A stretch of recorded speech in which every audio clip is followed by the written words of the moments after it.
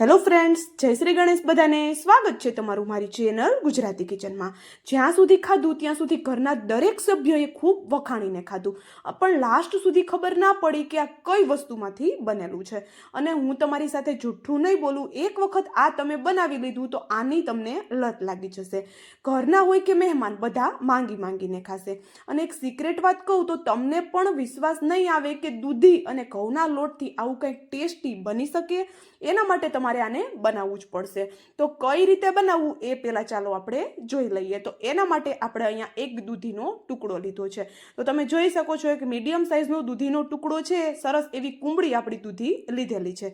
હવે દૂધી છે એની ઉપરની છાલ હટાવી આપણે એને ખમણી લઈશું. ચાલો દૂધીને ખમણી સાઈડમાં રાખી દીધી. ત્યાં સુધી આપણે અહીંયા એક ખાંડણી લઈ લીધી. ખાંડણીમાં આપણે એક મોટી ચમચી જેટલા ધાણા એડ કરી દઈએ, એટલે કે ધાણાના બિયા. સાથે અડધી ચમચી જેટલી વરિયાળી, અડધી ચમચી જેટલું જીરું અને 6 થી 7 જેટલા મરીના દાણા એડ કરી દઈએ. હવે એ બધી વસ્તુ સાથે થોડા જો તમારી પાસે સૂકા મરચાં હોય તો એનો ઉપયોગ પણ કરી શકાય છે, પણ સૂકા મરચાં છે આવી રીતે સરસ એવા વટાતા નથી, તો મેં અહીંયા ચીલી ફ્લેક્સ અડધી ચમચી જેટલા લીધેલા છે.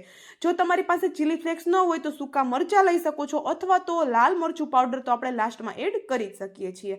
હવે એક મુઠ્ઠી જેટલા કાચા સિંગદાણા મેં અહીંયા લીધા છે. જો તમારી પાસે શેકેલા સિંગદાણા હોય તો તમે શેકેલા સિંગદાણાનો જ ઉપયોગ કરજો, બાકી આવી રીતે મારી જેમ કાચા સિંગદાણા પણ લઈ શકાય છે. તો અહીંયા બધી વસ્તુને દરદરી એવી વાટી અને આપણે રેડી કરી લીધી, મતલબ કે બધી વસ્તુના ટુકડા સમજાય એટલું આપણે એને વાટવાનું છે.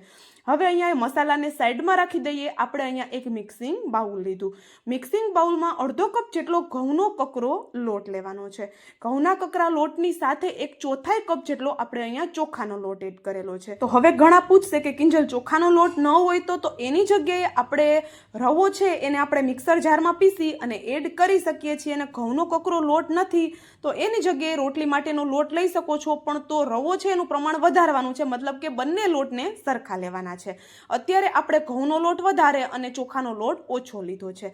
હવે બંને લોટને સરસ એવા મિક્સ કરી અડધો કપ જેટલું છીણેલું ગાજર એડ કરીએ, 1 કપ જેટલી છીણેલી દૂધી એડ કરીએ અને એક મીડિયમ સાઇઝની ડુંગળીના બારીક ટુકડા કરીને એડ કરી દઈએ. ડુંગળી જો તમે નથી ખાતા તો આરામથી એને છોડી શકાય છે. સાથે તીખાસ માટે એક મેં તીખું મરચું લીધેલું છે. હવે એક મુઠ્ઠી જેટલા લીલા ધાણા એડ કરી દઈએ, અને બાય ચાન્સ તમારી પાસે ગાજર પણ નથી તો ગાજરને પણ છોડી શકાય છે. એના બદલામાં કેપ્સિકમનો ઉપયોગ થઈ શકાય છે, અથવા તો ખાલી દૂધી અને ડુંગળી જો ખાતા હોય તો ડુંગળીથી તમે બનાવી શકો છો. હવે ઘરના રેગ્યુલર મસાલા એડ કરીએ, જેમ કે ધાણા જીરું પાવડર, હળદર પાવડર, સ્વાદ પ્રમાણે મીઠું અને 1 ચમચી જેટલો હું ગરમ મસાલો એડ કરું છું. અડધી ચમચી જેટલી હિંગ એડ કરું છું અને 1 ચપટી જેટલી આપણે ખાંડ એડ કરેલી છે. ખાંડ છે એ ટોટલી ઓપ્શનલ છે, પણ મને ખૂબ પસંદ આવે છે. આવી રીતે થોડી 1 ચપટી જેટલી ખાંડ એડ કરીએ તો આખી રેસીપીનો સ્વાદ બેલેન્સ થઈ જતો હોય છે. હવે અહીંયા બધી વસ્તુને આ રીતે લોટ સાથે સરસ એવી મિક્સ કરવાની છે. કારણ કે દૂધી અને ગાજર આપણે શાકભાજીનું પ્રમાણ વધારે રાખેલું છે, તો આપણે પાણી આમાં એડ કરવું પડશે કે નહીં એ માટે શરૂઆતમાં આપણે આ રીતે લોટમાં સરસ એવા શાકભાજીને મિક્સ કરવાના છે. તો આ રીતે હાથની મદદથી સરસ એવું મિક્સ કરશું તો શાકભાજીમાં રહેલું પાણી છૂટું પડશે અને સરસ એવું બધું મિક્સ થઈ જશે.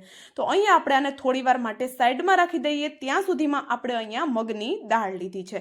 તો જો આ મગની દાળ છે એને મેં અગાઉ પલાળેલી નથી, બાકીની તૈયારીઓ કરી લીધી. ત્યાં સુધી મેં આને એકદમ ઉકળતા ગરમ પાણીમાં પલાળી દીધેલી છે. તો અગાઉ કોઈ તૈયારી કર્યા વગર જ તમે આ રેસીપી બનાવી શકો છો. અને મગની દાળને પણ તમારે છોડવી હોય તો છોડી શકો છો, પણ મગની દાળનો જે ક્રંચ આવે છે, એનો જે ટેસ્ટ આવે છે ખૂબ જ સરસ આવે છે.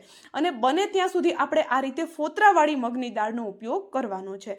પલાળ્યા પછી જે એના ફોતરા છે એ અલગ થઈ જતા હોય છે, પણ આપણે પાણી સાથે ફોતરાને કાઢી નથી દેવાના, મગની દાળ સાથે જ એને રાખવાના છે. તો પલાળેલી મગની દાળ પણ આપણે એડ કરી દીધી અને આપણે જે મસાલો બનાવ્યો હતો એ મસાલો પણ બધો જ આપણે એડ કરી દીધેલો છે.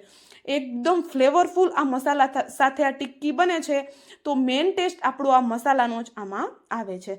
હવે ચટપટા ટેસ્ટ માટે અડધા લીંબુનો રસ હું અત્યારે એડ કરું છું. તમે આમચૂર પાવડર કે ચાટ મસાલો પણ લઈ શકો છો. હવે અહીંયા ફરી પાછું બધી વસ્તુને એકદમ સરસ એવી આપણે મિક્સ કરવાની છે. અહીંયા આપણે હાથની મદદથી સરસ એવું બધું મિક્સ કરશું, એટલે આપણે આમાં બિલકુલ પાણીની જરૂર નથી પડવાની. દૂધી છે એના છીણમાં અને ગાજરના છીણમાં રહેલા પાણીથી જ આપણો લોટ છે એ સરસ એવો બંધાઈને રેડી થઈ જશે. કારણ કે લોટ છે એને આપણે બિલકુલ સોફ્ટ નથી કરવાનો, એકદમ ટાઈટ ટાઈટ એવો લોટ બાંધીને રેડી કરવાનો છે. તો જો તમને જરૂર લાગે થોડા પાણીની તો 2 થી 3 ચમચી જેટલું પાણી એડ કરી શકાય છે, પણ બધી વસ્તુને સરસ એવી મિક્સ કરી અને જો મિક્સ નથી થતું તો લાસ્ટમાં તમે પાણી એડ કરજો. બાકી લોટ છે એ સોફ્ટ થઈ જશે તો બિલકુલ ટિક્કી છે એ ખાવામાં મજા નથી આવતી. તો અહીંયા જોઈ શકો છો આપણે સરસ એવો લોટ છે આ બંધાઈને રેડી થઈ ગયો. બિલકુલ પણ આપણે અહીંયા પાણીની જરૂર નથી પડેલી. અને હા, જો તમે અત્યાર સુધીનો વિડીયો જોઈ લીધો છે એમાં તમને થોડું પણ જો કાંઈક પસંદ આવ્યું છે તો પ્લીઝ વિડીયોને લાઇક, શેર અને જો ચેનલ પર નવા હોય તો જલ્દીથી ચેનલને સબસ્ક્રાઈબ કરી દેજો આવા જ નવા વિડીયો જોવા માટે. હવે આપણે જે લોટ બાંધ્યો એને બિલકુલ આપણે રેસ્ટ નથી આપવાનો, તરત જ એમાંથી આ રીતની ટિક્કી વાળી લેવાની છે. તો જ્યારે પણ આપણે ટિક્કી બનાવવી છે ત્યારે જ આપણે લોટને બાંધવાનો છે. તો અહીંયા આ રીતે એકદમ પાતળી પણ નહીં અને બહુ જાડી પણ નહીં એ રીતની આપણે ટિક્કી બનાવીને રેડી કરી લીધી છે અને આરામથી બધી ટિક્કી વળી જાય છે. હાથ છે ને હલકું એવા ઓઇલથી ગ્રીસ કરી લેશો એટલે આરામથી બધી ટિક્કી વળી જશે. અહીંયા ટિક્કીની કિનારીઓ ઉપર હલકા ક્રેક્સ આવશે કારણ કે આપણે લોટને ખૂબ જ ટાઈટ રાખેલો છે. બધી ટિક્કીને એ જ રીતે વાળી લીધી અને હવે ટિક્કીને એક્સ્ટ્રા ક્રિસ્પી બનાવવા માટે આપણે અહીંયા લીધો છે રવો. તો 2 થી 3 ચમચી જેટલો રવો આપણે લઈ એમાં આ રીતે 2 થી 3 ચમચી જેટલા તલ એડ કરી સરસ એવું મિક્સ કરી લીધું અને ટિક્કી છે એમાં આ રીતે સરસ એવો રવો કોટ થઈ જાય એવી રીતે આપણે એને કોટ કરી અને હથેળીની મદદથી સરસ એવું આપણે એને પ્રેસ કરશું જેથી કરીને રવો છે પ્રોપર ટિક્કીમાં ચોંટી જાય, બિલકુલ બહાર ન નીકળે. તો અહીંયા જોઈ શકો છો બધી ટિક્કીને આપણે એ રીતે સરસ એવી રવાથી કોટ કરી લઈએ. તલ જો તમારી પાસે ન હોય તો તમે સ્કીપ કરી શકો છો, પણ તલ છે એનો ક્રંચ આમાં એકદમ સરસ લાગે છે. તો બધી ટિક્કી છે એને મેં કોટ કરી લીધી છે અને બાય ચાન્સ કોઈ મહેમાન આવે છે, આપણી પાસે વધારે ટાઈમ નથી, એકલા હોય અને વધારે મહેમાન આવતા હોય તો રસોઈ બનાવતી વખતે ખૂબ પ્રોબ્લેમ પણ થતો હોય છે. તો આવી રીતે આ ટિક્કીને બનાવી અને ફ્રીજમાં રાખી દઈ શકો છો અને જ્યારે પણ મહેમાન આવે ગરમ ગરમ તમે આને સાઈડ ડિશ તરીકે કે પછી નાસ્તામાં આપી શકો છો. અહીંયા જોઈ શકો છો આપણું તેલ છે એ સરસ એવું ગરમ થઈ ગયું. તો આપણે ટિક્કીને તળી લઈએ. તો તળવા માટે ટિક્કીનું તેલ છે એ ખૂબ જ સરસ એવું ગરમ હોય પછી જ આપણે ટિક્કી એડ કરવાની છે અને ગેસની ફ્લેમને બિલકુલ સ્લો નથી કરવાની. ટિક્કી છે એક સાઈડથી હલકી ક્રિસ્પી થાય પછી જ ગેસની ફ્લેમને સ્લો કરશું. તો અહીંયા જોઈ શકો છો ટિક્કી છે એક સાઈડથી સરસ એવી ક્રિસ્પી હવે થવા લાગી છે. તો ગેસની ફ્લેમને આપણે મીડિયમ કરી ટિક્કીની સાઈડ ચેન્જ કરી લઈશું.